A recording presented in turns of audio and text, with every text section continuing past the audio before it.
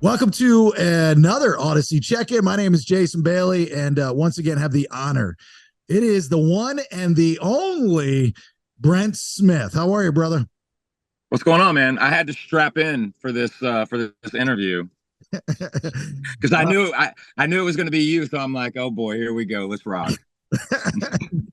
you do make your rounds. You know, it's good to see you out there and doing national television and doing a lot of interviews and promoting kind of what just to jump in what this song is, which is near and dear. And for those that are listening, I highly suggest that if you're on social media or even if you're not, you should follow not only Brent but Shinedown, because you guys, especially you, Brent, do a really, really, really good job of using your platform for a positive, and that's talking about mental health. Uh, Yeah, we here at Audacy feel the same way. We have the audacy.com/ I'm listening for those that have questions, need some help, need to find somebody to speak to. And this yeah. current single, A Symptom of Being Human, that's pretty much what it is, right? I mean, it's a very interesting song because it's also a part of a very interesting record. You know, Planet Zero. Me and you have talked about this before. The album was written in the midst of a pandemic when people were just confused and afraid and scared and kind of didn't know what tomorrow was going to bring and what have you. So like when we finally got into the room together during that time, I think the biggest focus that I looked at and the band looked at was how do we present something that is pure awareness of the fact that, listen, we're all human beings and we're all a work in progress. And we're a band that's been talking about mental health for the better part of 2 decades before it was like necessarily in the media or that it was in, certain headlines and what have you. And thankfully now it's talked about much more. And a symptom of being human is exactly that. We just tried to put ourselves, because we were all going through it at the same time, what the world was going through during that pandemic. And obviously we've come out of it. And I think that we're much, much stronger as a society because of it. But at the same time, you got to remember we all share a bond with one another. We all share the human condition. And listen, the way that we look at things, especially in the rock and roll community, it doesn't matter. In our community, man, it is anyone from anywhere at any time is welcomed all the time. And even if it's a total stranger, you know, sometimes just asking a person how they're doing, or if you notice a friend of yours or a family member or something of that nature, and you can just kind of tell that something is off behind the eyes, the worst thing you could do is be quiet. You want to ask them like, "What's going on? You can talk to me. It doesn't matter what it is. Let's talk it out." And I think for Symptom, that's what it was. We tried to create a song that let everybody know, create a song to let the world know, A, you're not alone, and inside of that, we the balance that we have when we're writing this song is that we want people to understand that they're not alone, and you're allowed to have as many human moments as you need in your lifetime. Right. Well, and also, if anybody, I've been with you guys obviously from the very beginning, and I've seen You have. the band grow, but you in particular, I mean, you're a gym rat now. Like every day, you're sweating your ass off and you're posting pictures of you in the gym. And, I guess from looking from the outside in, Brent, I guess I want to know when all that became habit for you. The mental health, the gym, the health, the exercise, the whole nine. Because you're a totally different person, as we all are, than we were 20 years ago. Yeah. Well, I mean, I think that's the hope, is that we evolve and we understand that. And I got to a place where I think a lot of it for me happened when my son was born. My son's going to be 16 in December, and Wow. he is literally the most important thing in my life. And he's an incredible young man, and I'm unbelievably well. Actually, I'm so so proud of him and the man that he's becoming. But he had a lot to do with it, Mm. because I just kind of looked at that and that moment in time where I was going to be a father, and I said to myself, "Well, I'm no good to him if I'm dead." And I was doing a lot of bad things. My past is pretty much out there. You can look me up, and I have issues, and I have a history with substance abuse, and I've never hid that from anybody. I don't necessarily talk about it a lot. If people will ask me about it, I'll go into it with them. But that's the one part of my life that I have to do one day at a time. That's the one part of me where I can multitask and I can compartmentalize and I can schedule things for the future and lay certain things out and be an artist and be a businessman and do all those things and evolve as a human being professionally, personally, and all that. But my addiction and that other guy that's in me, um, I have to respect the fact that that's a part of who I am. And a really, really special person in my life, a really good friend of mine, a few years ago, when I was really finding my sobriety and finding the gym and getting myself in shape, she said something to me that I think she kind of put me on a course for success, because she made me understand, like, look, you can't outrun this guy that's in your head. It doesn't work that way. But what I will tell you is you are way more dangerous when you're sober. And for whatever reason, man, when she said that to me, a light bulb went off. And it's a young lady that I was involved with, a few years ago, named Teresa, who's still a huge part of my life, is a good friend of mine. We still have, a wonderful friendship with each other, even though we're not together anymore. And she's an incredible individual. But I really think about that when she said that to me. That's kind of like when the switch went off, when she said, yo, man, when you're clear headed and focused, like when you're sober, like that's when you're the most dangerous. And that And that's and kind your, of how I live. yeah, and your story, Brent, is resilience. Again, being there with you guys from day one to watch the band grow, especially you, is personally, I love seeing artists with such a huge platform like yourself being open about all of this. And then it's a happy, not ending because it hasn't ended, but it's a happy road from here on out. So I'm a Shinedown fan and I'm following Brent on social media.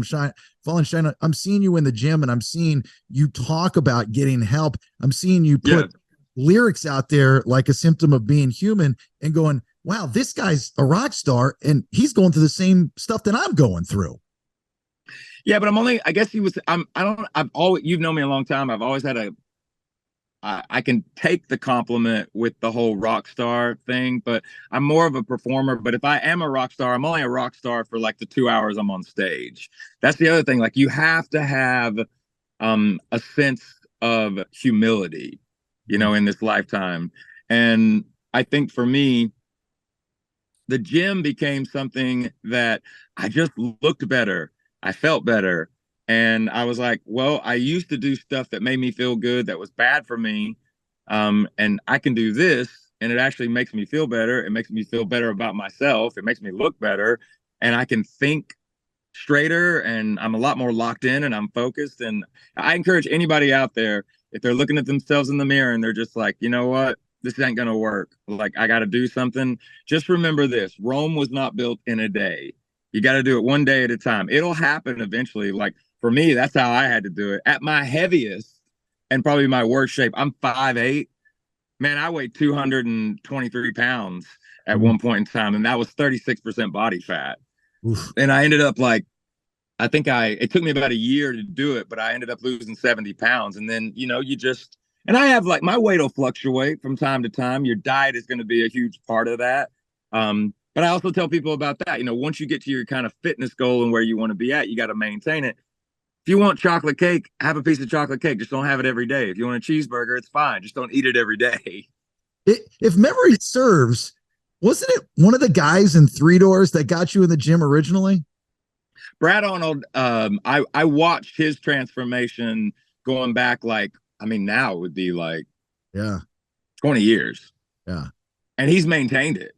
And man, he's still in incredible shape, and he is still one of the most humble, wonderful human beings on the planet. But yeah, like, I remember watching him in the very, very beginning and seeing that. It wasn't really until the Amaryllis album cycle is where I really decided to start dedicating myself to fitness and just nutrition and really learning how to exercise properly, how to eat right. And yeah, I've just maintained it. This tour with Papa Roach and Spirit Box, I mean, you guys just constantly tour. When are you going to, you know, take a break and maybe just chill or go back to writing for the next album, or you do that on the road? So, if I'm being honest with you, the biggest thing that's being developed for next year is the international plan and the new record for the 2 years that we'll be doing in 2025 and 2026. Like we're kind of starting to do things way out in advance, and how we're kind of being strategic and putting things together. We're going to take a minute to be with our families and to kind of come down for a second. We get most of November. We're going to be at home with our families, still doing some business here and there, but the industry ain't going anywhere, and we've been working really hard on this record, on this album cycle. I think that everybody, from a mental standpoint, speaking of mental health, I think it's everybody needs to be with their loved ones. Not that we don't love each other, because we do. I mean, but I think November, holidays, December, we've got some downtime. We got a couple of shows that we're doing. We're doing one show in December on the 29th at Foxwood in Connecticut. We're actually doing something super, super cool for Audacy. We're doing Live at the Vineyard November 1st through the 3rd. And then November, we're going to be chilling with the family, just being present with everybody. And then when January hits, man, we're lot of negotiations, a lot of strategic planning, like I said, for 25 and 26. Do you ever feel a little good competition? Papa Roach, they've never not done a great live show. I love it. Yeah, 1,000%. You feel that? Well, me and Jacoby talk about it. You want that.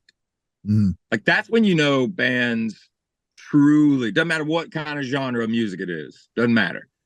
When bands tour with each other, because the bands that are touring together make each other better night after night, because there is this healthy camaraderie, but there's this healthy competition. Like, I'm coming for you tonight.